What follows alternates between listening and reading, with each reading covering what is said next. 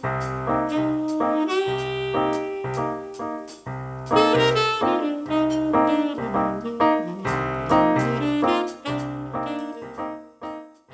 well, this is my response to this Offa Dyke project, although I probably will do a more of a landscape print eventually, or maybe a painting, I'm not sure yet really, but I wanted to do something more graphic, which I haven't done for a long time. I've been doing a lot of landscapes as wood engravings, and actually it's quite refreshing to be doing something more kind of conceptual in a way. The Bard is like, it's like Bob Marley, you know, hit me with music, you know.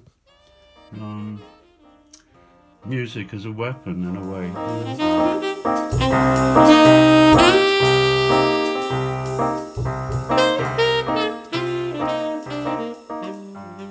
Which is like the top of the Offa Dyke, really, where all the soldiers are standing. I thought that was quite important to do that first, partly because it's quite easy to do this. It's quite boring, really, to produce a surface like that, which is like an even kind of texture. But it's kind of central, really, to the whole thing, isn't it? Really, that's the Dyke. What I've got to do now, really, is decide, am I going to have an effect of light? In other words, is the light going to be coming this direction, which will make this side of the bank stand out as, three-dimensional with the shadow behind it? Or is the light coming from that way? That's sort of subtle trick in a way, isn't it, of the mind to say, well, okay, is the light coming from England or from Wales? And the whole thing about the border is also becoming quite important at the moment, especially now, in fact. We're thinking about borders quite a lot. And and that's sort of become more relevant, really, because of this pandemic and how the orders we get from the government are quite different, from the Welsh government and from the English government, and the restrictions are different and so on. But also, there's a broader context, I guess, of nationality. And I'm English. I've lived in Wales for more than half my life, really. So, how do I feel? Well, actually, I feel very, very patriotic towards Wales and the other Celtic nations. And I feel like we're very, very much bossed around by the government in London. That's all I want to say about that, really. But I can't help but this print being to some extent to do with that.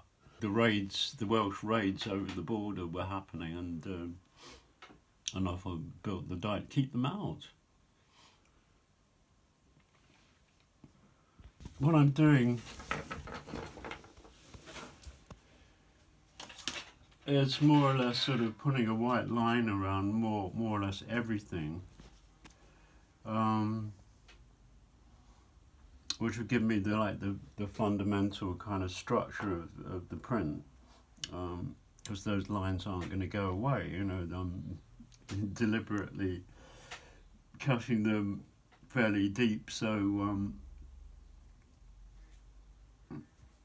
if I ink it up again, I'll get a blacker surface to work from eventually, which will make it easier for me to engrave it later on. It's like a language, really, of shape, of texture. You start with pencil and paper too? Yeah. Okay, yeah. Yeah, you see I've squared it all up according to the size of,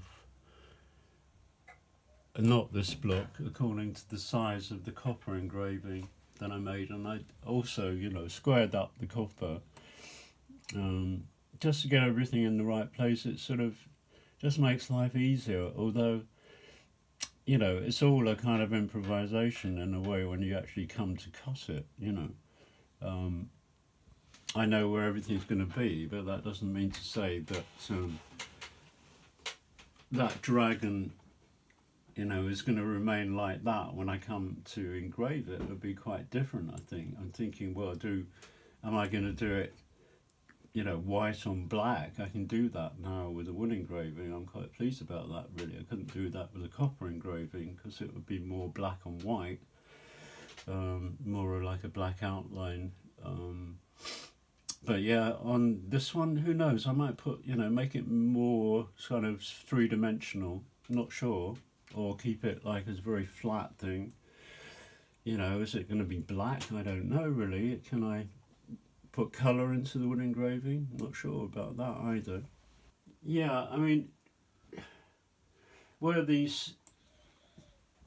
inspiration, where the motifs, you know, for this print come from, are a book that, well, you, Dan, have and I have, called In Search of the Dark Ages, and in that there's an illustration. It's an engraving, probably, I think a copper engraving, I don't know what from what era, but it's sort of later, of a Saxon king, and I don't think it's actually Offa, but it's sort of around the same time. So I'm using him, the king, you know, the Saxon king, with his army, building the Dyke here, with the other kind of symbols of Wales on the other side, really. You know, the dragon I've kind of redrawn to fit, really, and to make it a more original, I guess. And a bard. I mean, Iris pointed me in this direction of saying there were like warrior bards, you know, and we found this nice illustration on the internet, which is also probably a 19th century engraving, I think, really, but I've kind of messed around with that and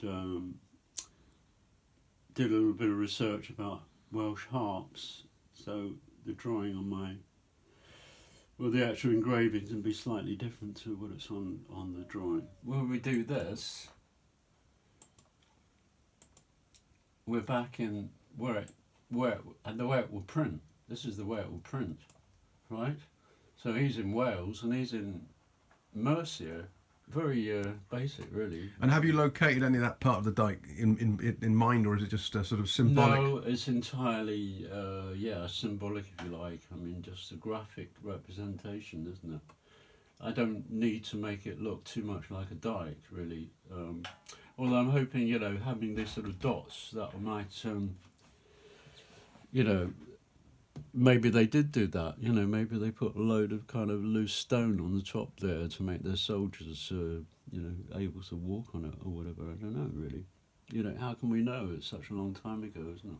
I have to say, you know, it's nice for me to be working on a piece like this, which is very much more like an illustration than the last piece, which was, you know, purely a landscape with a figure in it.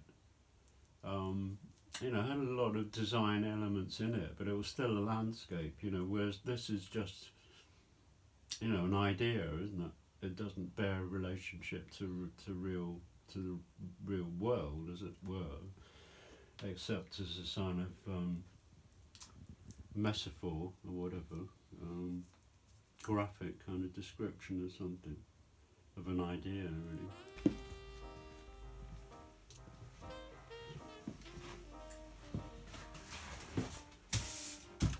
So yeah, this is the 19th century Atlas press.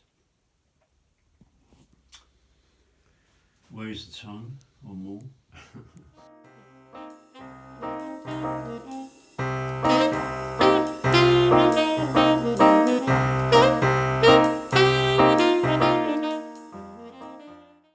And I want to make sure it's sort of fully covered, so I'll run it over a few times and not pressing too hard, because when you press too hard you're actually taking it off.